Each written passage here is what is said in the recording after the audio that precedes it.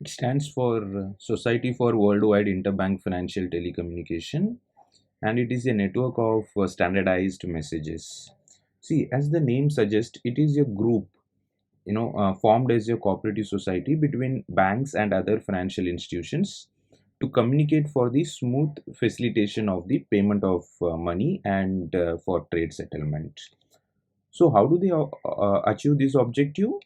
By creating a standardized messages which can be understood by all the participants across the globe in the same level. See, the issue that the financial institutions were facing was due to lack of standardization in communications.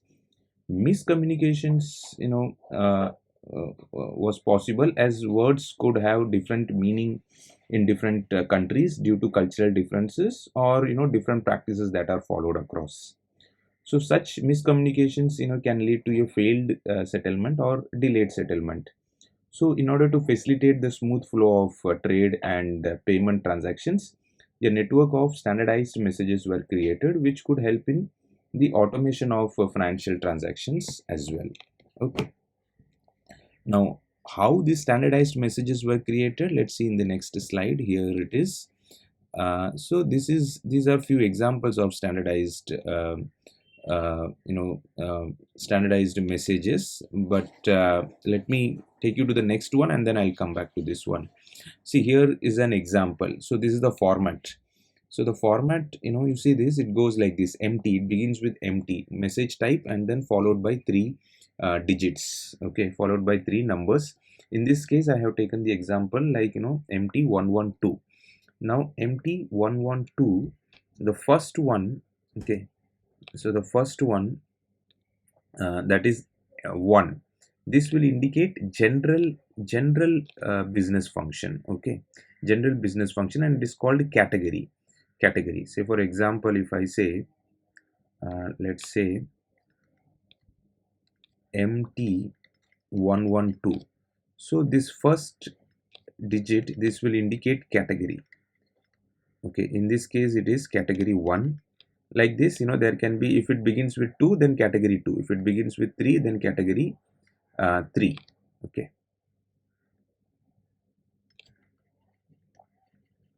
So this is category 1. And what does that category signify? It indicates, first of all, category indicates general function. Okay. So it indicates general level of business function. Okay. So general level of business function. General idea it will give you. For example, for category 1, it is customer payment and check category. Customer payment and check category. So this indicates customer payment and check category. And the second one, okay, the second one, this will give some more information. So some more information, as in this will indicate the functions of the message. So here check payment message. So this will indicate functions of the message. Function of the message. And over here it is check payment. So here it is about check payment. Check payment. Okay. And the third one, this 2, this will further give you specific function. Specific function. So like over here, it is request for stop payment. So this is request for stop payment. Request for stop payment. So across, this is payment.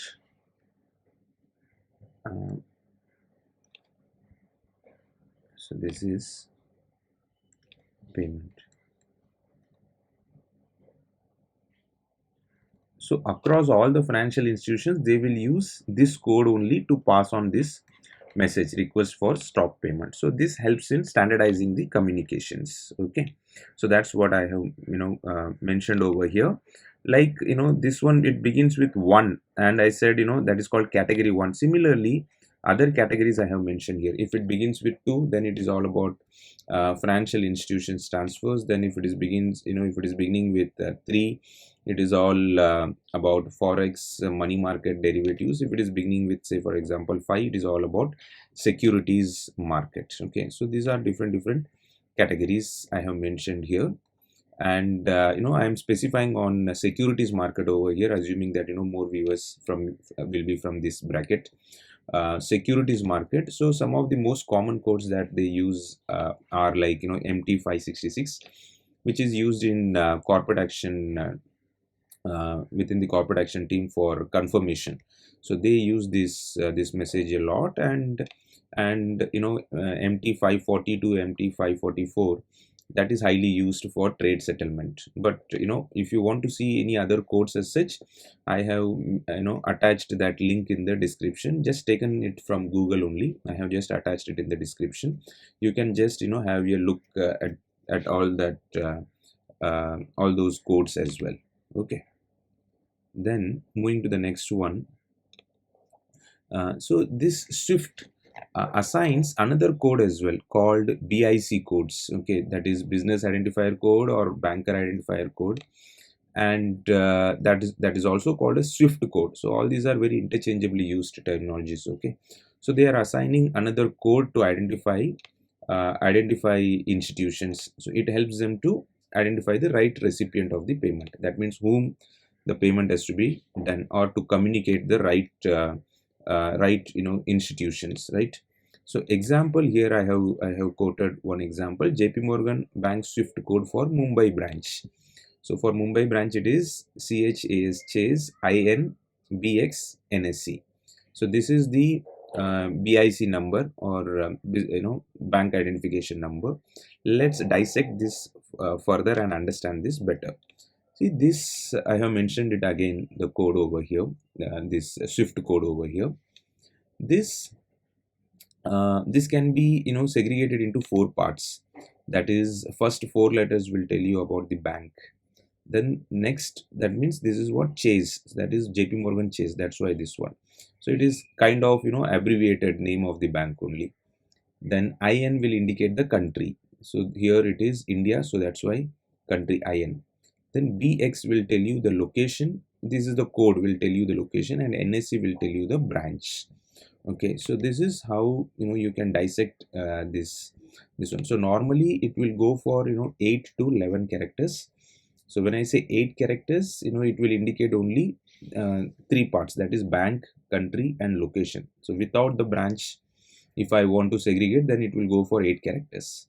But if I include the branch, then it will go for 11 characters. Okay, so last 3 characters is for indicating the branch. So Swift assigns this code as well.